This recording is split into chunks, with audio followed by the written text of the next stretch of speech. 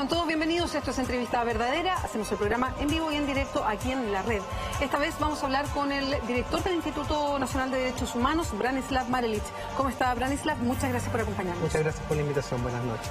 Quiero partir preguntándole por el contenido y las frases específicas de un inserto aparecido hoy día, específicamente en el diario La Tercera, página completa, y que ha provocado discusión y polémica en el país. Ahí lo estamos mostrando, o sea, parte de sus declaraciones. Es un inserto convocado por la SOFOFA, apoyado por alrededor de 40 gremios industriales del país, y que entre sus frases dice lo siguiente. Dice que ya no impera el Estado de Derecho. Estoy leyendo textual algunas frases. El Estado de Derecho en Chile. Acusa que hay grupos actuando en absoluta impunidad. Pide al gobierno hacer respetar la Constitución de la República. Dice además que es evidente la incapacidad de los poderes del Estado para reaccionar y cumplir con sus funciones de hacer respetar la ley y sancionar los delitos que se cometen. Son víctimas de una violencia creciente. Dice, se está causando un grave daño al país y se incrementa el riesgo de extender esta amenaza a más sectores del territorio nacional. Agrega que urge tomar medidas inmediatas y excepcionales, haciendo uso de todas las facultades que contempla nuestro ordenamiento institucional, a fin de identificar, dice, detener, juzgar y sancionar a los responsables de estos actos violentos. Es un resumen de un inserto que venía a página completa. Branislav, ¿cuál es la reacción del Instituto de Derechos Humanos a una publicación como esta? Pues nosotros, como toda la sociedad, conoció esto el día de hoy. No tenemos una opinión como instituto, pero uno puede decir de que es la opinión de la SOFOFA y es una opinión que tiene que ser valorada dentro de este debate, tiene que ser tomada en consideración. Ahora, independiente de la declaración de la SOFOFA, uno en materia de Araucanía, sobre todo el asunto, el conflicto intercultural de Araucanía tiene que ser analizado con mucha responsabilidad, y más que proponer a estas medidas de fuerza unilaterales o pedir más mano dura, como una caricatura, uno debería tender más al diálogo. El instituto ha llamado al diálogo, está dispuesto también a ser articulador de diálogo si es necesario, pero yo creo que la salida a este conflicto intercultural no pasa por más persecución penal, sino que también pasa por diálogo. Ahora, los delitos que se cometen en un Estado de Derecho tienen que ser investigados de manera eficaz. ¿Y está pasando eso en la Araucanía? Bueno, existen sentimientos de muchas personas en la Araucanía mapuche y no mapuches de que las investigaciones no avanzan con la celeridad que necesita un Estado de la situación como la que hemos conocido. Pero de ahí a afirmar que existe una falta de Estado de Derecho es bastante. Sí, yo justamente quería preguntarle por alguna de las frases en específica. Cuando dice que ya no impera el Estado de Derecho, ¿hay algo de cierto en eso? Bueno, esa es la sensación de algunas personas que hemos tenido oportunidad de conversar. Sin embargo, la ausencia de Estado de Derecho es asimilable a la anarquía o a la justicia por las propias manos. Eso en la Araucanía, por lo menos como se ha conocido en la prensa, se ha conocido en la opinión pública, se ha conocido en la intervención del Instituto Nacional de Derechos Humanos en diferentes comunidades, no ocurre de tal forma. Ahora, existen obviamente denuncias graves de ciertas comunidades mapuches de que denuncian exceso de los controles policiales, eso está claro, eso está denunciado, pero también existen denuncias de personas no mapuches que sienten legítimamente temor de ver vulnerada su integridad personal. Pero de ahí a decir nuevamente que esto es una ausencia de Estado de Derecho es un paso muy largo. Se habla también de la incapacidad de los poderes del Estado para accionar ahí, y se apunta a todos los poderes del Estado. Claro, cuando uno habla de conflicto intercultural, nuevamente volviendo al asunto macro, incapacidad de los poderes del Estado, uno podría decir de que en este caso se le echa la culpa al Poder Legislativo, al Poder Ejecutivo, al Poder Judicial de que no están haciendo el trabajo. Ahora, uno tiene que ir más fino, porque cuando se tiran acusaciones así generales, también queda la idea de que nadie está haciendo nada, pero los tribunales de justicia funcionan, existe autoridades políticas funcionando y el Parlamento también está abordando el tema. Ahora, si la crítica es que el Poder Ejecutivo debería incentivar el diálogo, bueno, el Poder Ejecutivo está haciendo una mesa de diálogo, pero quizás la sensación es que podría haber hecho más, o si uno piensa en la continuidad del Estado, quizás los gobiernos anteriores pudieron haber hecho algo antes. Ahora, yo no sé si se va por el lado del diálogo, porque si uno sigue leyendo el comunicado, otra de las frases dice, urge tomar medidas inmediatas y excepcionales, y ocupa esa frase en específico, excepcionales, que a uno le queda dando vuelta, haciendo uso de todas las facultades que contempla el ordenamiento institucional para identificar, detener, juzgar, en fin. O sea, cuando se habla de hacer más, se va por el lado de tomar medidas que tienen que ver con perseguir, investigar, Se va por esa línea en el comunicado. Claro, ahí nuevamente la posición del instituto es incentivar el diálogo. Las interpretaciones que puedan salir o puedan ser explicadas por la SOFOFA en cuanto a la declaración tendrán que ser obviamente dadas por la SOFOFA, pero lo que uno debería entender es la necesidad de diálogo. Ahora, cuando se piden medidas excepcionales, claro, a uno le deja la reflexión de qué más se puede hacer. Ahora, si las medidas excepcionales implican algún estado de excepción, bueno, eso es complejo. Acá lo que debería ser en un estado de derecho, cuando se afronta un conflicto de esta naturaleza que hemos conocido, es obviamente incentivar el diálogo, más medidas políticas, y el Poder Judicial tiene que funcionar. Ahora, cuando empezamos a pensar medidas de excepción ad hoc, de persecución penal, de juzgamiento, eso ya deriva a otras cosas que probablemente riñan con los estándares internacionales y se han cuestionado. Al final del día, el debido proceso, el proceso entendido como la actividad del Estado para descubrir la verdad y sancionar a los responsables, tienen que tener ciertas garantías. Cuando esas garantías carecen o existe cuestionamiento, muchas veces los procesos, los resultados se tornan ilegítimos o se sienten que no fueron sustanciados bajo un debido proceso. Por tanto, eso, más que beneficiar la situación en la Araucanía, lo puede empeorar. Acá lo que tenemos que hacer es un proceso con todas las garantías. Eso es lo que debería ser un proceso judicial. Branislav, cuando uno lee un inserto como este, se hacen distintas lecturas de lo que pasa. Firma o lo anuncia en grandes letras que es algo propiciado por la SOFOFA, que es parte de uno de los cuerpos de los gremios industriales poderosos en el país. Si nos vamos al contexto nacional, ya sabemos lo poderosos que son los gremios empresariales en el país.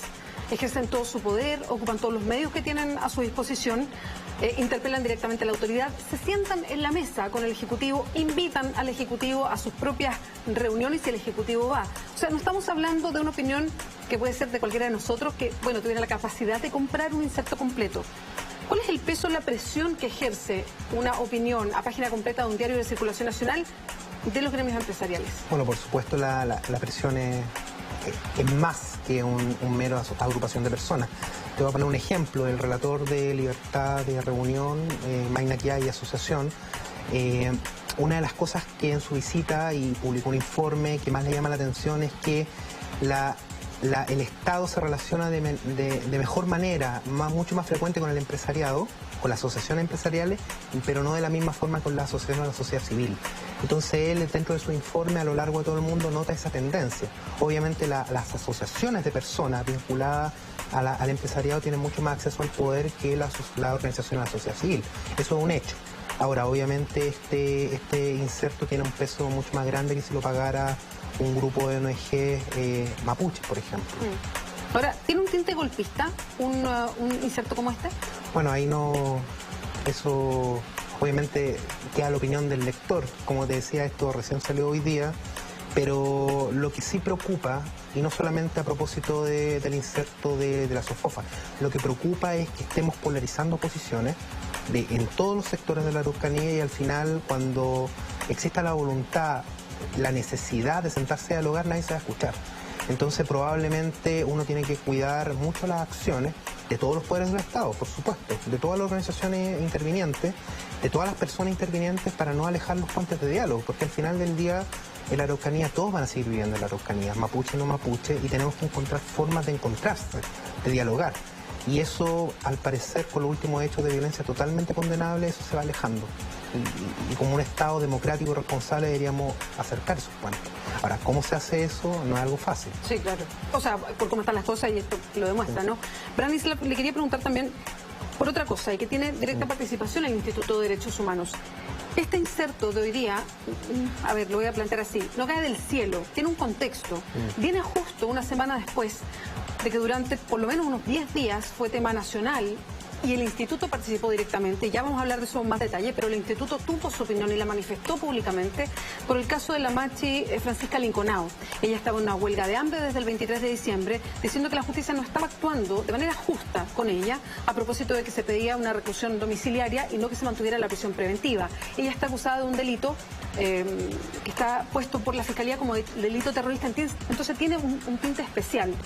Ustedes intervinieron. Entonces, cuando dentro de este inserto se dice evitar toda ambigüedad en el compromiso con la paz social, especialmente el otorgamiento de beneficios a los responsables de la violencia, queda la sensación que se alude directamente a algo que pasó recién. ¿Ustedes ven algo, o sea, ¿Tiene un contexto una publicación como esta? ¿Responde a un momento de discusión del país? Sí, por supuesto, y uno también podría empalmarlo con la interpelación al ministro del Interior. Bueno, que es lo otro que aparecía también hoy día en titulares, ¿no?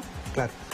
Ahí es importante decir y aclarar que la revisión de las medidas cautelares de la Machi Francisca Linconado, el instituto no participó en ello, el instituto no es interviniente, observador de la causa. Ustedes manifestaron su opinión. Nosotros manifestamos nuestra opinión y ni siquiera sobre la inocencia o culpabilidad de la Machi y también de los otros imputados, sino que solamente recordamos cuáles son las garantías de un debido proceso en un Estado democrático.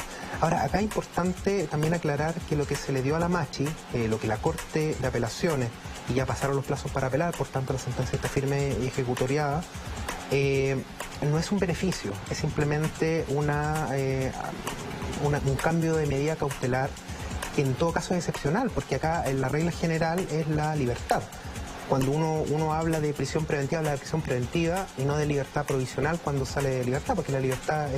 Por tanto, cuando hablar de beneficios también uno va mezclando conceptos y va instalando ideas de que la persecución penal es inefectiva porque no tenemos a las personas presas antes de una condena. Acá la presunción de inocencia dura hasta que existe una sentencia firme y ejecutoriada de un tribunal que condena a una persona. Y eso es lo que en los estados democráticos de todo el mundo existe y eso es lo que el instituto recordó. Bueno, nosotros no tomamos partido por la culpabilidad o inocencia de la Machi y probablemente nosotros no vamos obviamente a intervenir en ese proceso, nosotros solamente lo vamos a observar. Pero hasta que haya sentencia, todas las personas tienen presunción de inocencia. Y no solamente las personas de origen mapuche, especialmente la Machi, sino todas las personas, incluso... yo he leído por la prensa que algunos parlamentarios de la UDI también recuerdan la presunción de inocencia a propósito de algunos miembros de su colectividad que están siendo imputados. Y eso es correcto, eso es normal y eso es deseable en un Estado de Derecho. Ahora, le quería preguntar más en profundidad específicamente, ¿por qué ustedes como Instituto de Derechos Humanos, y además que se marca un momento, porque el caso de la Machi venía presente a través de las redes sociales, en los medios de comunicación, en la región de la Araucanía en específico desde hace harto tiempo, pero en esta situación en que ella estaba muy grave de salud, lo decía el Colegio Médico, estaba en una huelga de hambre, en fin, ustedes como instituto entran al debate y ahí de alguna manera cambia la figura. ¿Por qué el instituto decide poner su opinión en el caso de la Machi Francisca Linconado? Pero Branislav, no nos conteste ahora, tenemos que hacer una pausa aquí en Entrevista Verdadera, ya volvemos.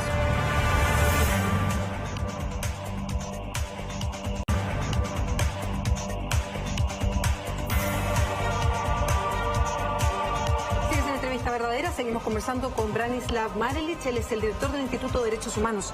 Branislav, justo cuando nos fuimos a la pausa yo preguntaba, ¿por qué decidió el Instituto de Derechos Humanos entrar con su opinión en el caso de la Machi Francisca Linconado? Bueno, el Instituto en todos los casos de legislación antiterrorista es observador. Nosotros estamos observando los procesos y específicamente en todos los episodios del caso Luxinger-Macay nosotros también hemos participado. La situación de la Machi ha sido también monitoreada, también hemos asistido a toda la audiencia de revisión, pero la motivación del instituto, estando siempre presente en el caso de manifestar su opinión, vino a raíz de su delicado estado de salud. Y también sobre todo porque también es importante recordarles la cuarta vez que se le revoca la prisión preventiva y se le da no libertad, se le da prisión, arresto domiciliario total, pero sin embargo es revertido por la Corte de Apelaciones de Temuco por un voto de minoría, porque la Constitución chilena manda en una interpretación anterior que para cambiar la prisión preventiva se necesitan los 3 votos, la unanimidad. Y solamente basta con un ministro o ministra que vote en contra para revocar la medida y eso pasó por lo menos 2 veces y pasó ahora hace muy poco y eso además agravó la situación de la salud de la Machi. Ahora también es importante destacar que nosotros hacemos supervisión de las condiciones de las personas privadas de libertad en todo Chile. Obviamente no podemos estar en todas las cárceles, pero sí hacemos visitas periódicas. Y una de las situaciones que nosotros constatamos es que desde la Machi empezó en la prisión preventiva desde abril hasta diciembre, incluso antes de la huelga de hambre, ya había perdido casi 9 kilos y está en una situación bastante precaria. No porque sea Machi, sino porque es una ciudadana también bajo poder del Estado, bajo custodia del Estado. Entonces esa fue la decisión también de expresar la opinión, porque la situación era compleja. Branislav, ya voy a entrar al tema de la ley antiterrorista para aclarar varios conceptos también que rodean además muchos casos que tienen que ver con este conflicto Estado mapuche, conflicto intercultural, si queremos, que sucede en la región de la Araucanía y zonas de las regiones que la rodean. Pero quiero mencionarle reacciones, y específicamente voy a mencionar una de Andrés Chadwick. Hoy día trabaja directamente con Sebastián Piñera, el expresidente, pero él fue ministro del Interior, entonces es abogado, conoce de estos temas, y él hizo una acusación al Instituto de Derechos Humanos por haber entrado al tema de la Machi. Él dice que es una declaración inédita. Señala que solo el Instituto de Derechos Humanos la ha hecho en relación a una persona que está siendo imputada por uno de los delitos más sangrientos y crueles cometidos en Chile, como es el asesinato del matrimonio Luxinger-Mackay. Y agrega, lo único que uno piensa al leer la declaración es que le faltó un párrafo final, que todo lo anterior solo se aplica a las personas que son o están vinculadas a los movimientos de izquierda, y acusa un sesgo por parte del Instituto de Derechos Humanos. Bueno, uno puede desmembrar esa declaración y puede sacar varias conclusiones y aclaraciones. Lo primero es el instituto, las instituciones nacionales de derechos humanos, como las Defensorías del Pueblo, Comisiones de Derechos Humanos, son magistraturas de convicción, de persuasión, de recomendar a los poderes del Estado cuáles son las actuaciones o dónde debería dirigirse su actuación. O sea, así se opera. Las instituciones nacionales son de persuasión. De hecho, en nuestro informe anual, las primeras semanas de diciembre, todos los años, nosotros se le entrega el informe anual nada más ni nada menos que a la Presidenta de la República, al Presidente del Senado y la Cámara y al Presidente de la Corte Suprema. Por tanto, nosotros hacemos nuestra función diaria en las recomendaciones. Que eso sea una presión indebida o que se considere una presión indebida, en realidad está en nuestra ley. Nosotros hacemos recomendaciones. Ahora, en materia específica del juicio de donde se revisó, la audiencia donde se revisó el amparo, nosotros fuimos en calidad de observadores. Nosotros no emitimos declaraciones más allá de la declaración, pero nosotros tampoco dijimos que la Machi es inocente o culpable. Nosotros no dimos ese paso. Ese paso se dio por varias otras autoridades públicas, representantes, pero ese paso no lo dio el instituto. Ahora, también es bien interesante acá otra cosa, que es que no por la gravedad del delito uno tiene que carecer de garantía en el proceso penal. Es una discusión que es antigua, pero que ha revivido a propósito de acciones graves en otros países, que es que por la gravedad del delito parece ser que nuestro estándar de prueba o de debido proceso debería bajar, y eso en un Estado democrático de derecho no puede pasar. Y lo último, en relación al sesgo, eso es una crítica que siempre se le hace al instituto, pero específicamente en el caso del conflicto intercultural, reducir el conflicto intercultural a una situación izquierda-derecha es no comprender la verdadera dimensión del conflicto. Yo estoy muy seguro que hay muchos mapuches que se identifican. De hecho, Temuco tiene una gran cantidad de votación por las coaliciones, por Chile Vamos en esta ocasión, antiguamente la Alianza. Por tanto, el conflicto mapuche no se va entre izquierda y derecha. Aquí existe un conflicto intercultural de choque de cultura, que no se reduce en eso. Nosotros en el Instituto Nacional de Derechos Humanos no le pedimos el carnet de militancia para atender a nadie. Y justamente es algo bastante injusto que se hace.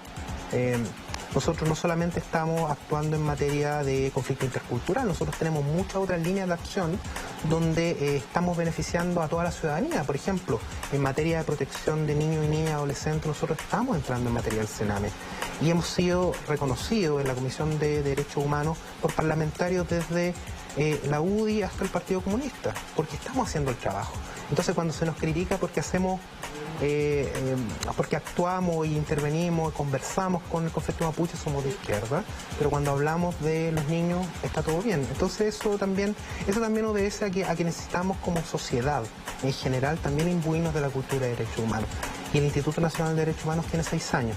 También es una tarea muy grande por delante de poder dialogar y decir que los derechos humanos no son de izquierda y de derecha, son del Estado de Derecho. Ese es el desafío que nosotros tenemos. Branislav, en el caso Luxinger-Mackay se habla para algunos de delito terrorista. De hecho, la Fiscalía ocupa esa imagen. Ya vamos a entrar a la ley porque implica una serie de cosas. Para ustedes, ¿es delito terrorista? Y se lo pregunto por lo siguiente. Aparece públicamente como que casos tan terribles como ese, que yo creo que nadie podría restarle la gravedad de un caso como el asesinato del matrimonio Luxinger-Mackay, pero el que la gravedad corresponda solamente, o sea, que sea más grave si se considera terrorista o menos grave ¿Tiene algo que ver con nuestro ordenamiento jurídico? ¿Por qué un caso grave escala hasta convertirse en un delito terrorista por su gravedad? ¿Los delitos terroristas tienen que ver con eso? ¿Tienen que ver con la fórmula o lo que significa un acto particular que obedece a algo que podemos decir es terrorista o es terrorismo? Claro, uno en legislación penal, porque estamos hablando de derecho penal, debería avanzar a tipos penales que fueran más bien objetivos, que tuvieran elementos objetivos de que cuando se contemplan ciertos requisitos verificables por cualquier persona, ese delito sea calificado como terrorista o no. En este caso, ahora, ¿es un delito terrorista? El instituto, en esta materia también somos bastante cuidadosos. Eso resorte el Poder Ejecutivo en cuanto si es que hace una acusación y también del Poder Judicial que lo califica. En el caso específico del caso Luxinger Macay... Perdón, solo para agregar, que es por el que está imputada la Machi Francisca Linconao. Claro, en este caso la Machi Francisca Linconao y también los otros imputados... Exacto. Están imputados como delito terrorista, pero solamente por la Fiscalía. No hay ninguna resolución judicial clara que diga o que acoja la tesis de la investigación terrorista. Eso es materia de fondo. Eso debería ser en materia de la sentencia final. Ahora, el instituto nuevamente no puede decir si esto es terrorista o no, pero independiente que sea terrorista o no, independiente que digamos que esto califica o no califica dentro del concepto de terrorismo, este crimen se tiene que investigar. Y se tiene que investigar celeramente y rápidamente. Y eso no es venganza, eso es justicia. Y la justicia siempre ayuda, y sobre todo en un caso de conflicto tan complejo en la Araucanía, al concepto que usa Sofofa, paz social, o tranquilidad, diálogo, convivencia. Por tanto, el crimen Luxinger Macay, sea o no sea terrorismo, tiene que ser investigado y los responsables tienen que ser sancionados. ¿Y a juicio del instituto ha marchado lento el proceso de este caso, la investigación y las acusaciones dentro del Poder Judicial? Bueno, quien lleva la investigación es la Fiscalía. Uno podría pensar de que hace más de 4 años, se cumplieron 4 años hace muy poco, solamente hay una persona condenada. Uno objetivamente podría decir de que faltan responsables, si es que esto fue planificado y ejecutado por más de una persona. Pero la eficiencia de la investigación penal tiene que ser evaluada también por los intervinientes, en este caso por las víctimas y los imputados. Pero lo cierto es que uno en general debería pensar de que esto debería ser investigado de mejor forma, más rápido. Si no hay pruebas, tampoco se puede investigar sobre la nada. Pero lo cierto es que este tipo de casos tiene que ser muy investigado a profundidad. Branislav, los hechos terroristas en Chile, o la ley antiterrorista que está en vigencia en Chile, ¿qué opinión tienen ustedes como Instituto de Derechos Humanos?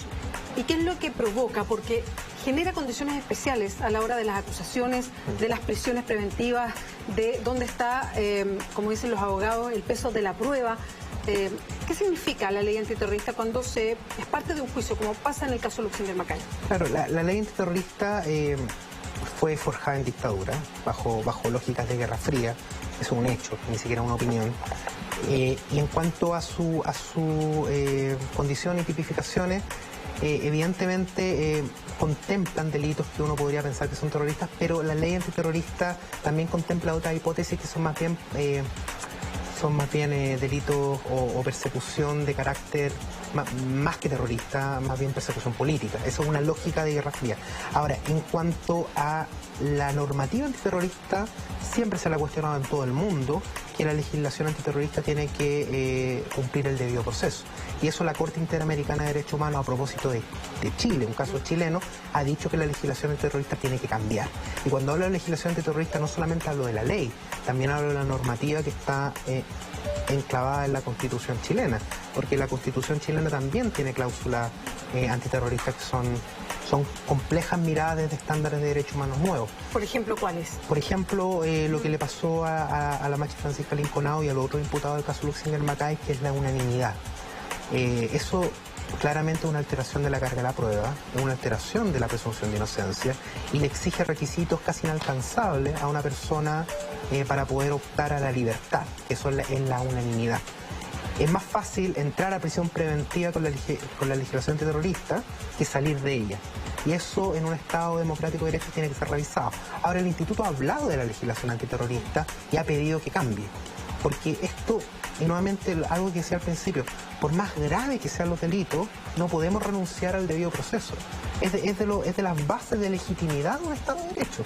Por tanto, la legislación antiterrorista podría tener algunos plazos diferentes, podría tener algunas exigencias diferentes, pero eso no puede desvirtuar las bases, que es la presunción de inocencia, la posibilidad de defensa, la posibilidad de interrogar testigos, etcétera. Y eso es un debate.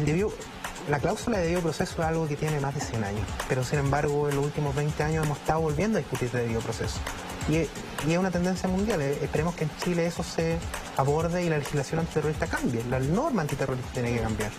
Pero lo quiero llevar a un terreno que es complejo, porque podríamos estar en un programa de 3 horas, yo creo que no alcanzaríamos con la respuesta. Pero a propósito del inserto hoy día de la SOFOFA, que dice, nosotros proponemos esto como para llegar a una paz social en la zona, y bueno, lo leímos antes, lo estuvimos analizando.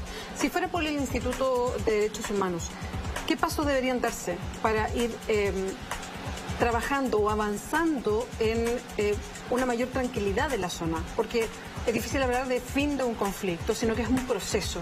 ¿Qué ayudaría a este proceso? Bueno, una de las cosas que como institución hemos dicho es el reconocimiento constitucional de los pueblos indígenas.